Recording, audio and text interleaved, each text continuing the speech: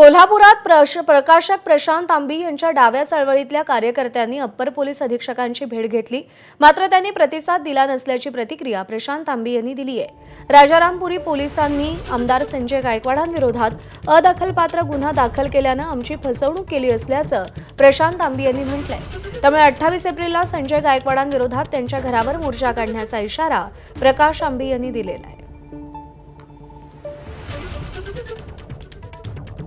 लोकशाही मार्गाने ज्यांचा दबाव आहे, ज्या गृहमंत्री खात्याचा दबाव आहे, त्या मुख्यमंत्री फडणवीसांचा पुतळा आम्ही जाळणार आहोत आणि तोही लोकशाही मार्गाने आम्हाला तो अधिकार आहे।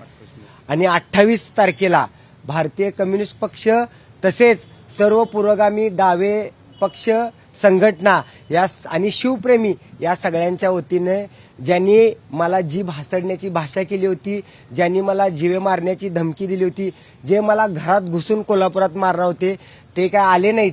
आम्हीच त्यांच्या घराच्या बाहेर जाऊन त्यांच्या घरावर मोर्चा काढणार आहोत। एबीपी माझा, उघडा डोळे बघा नीट।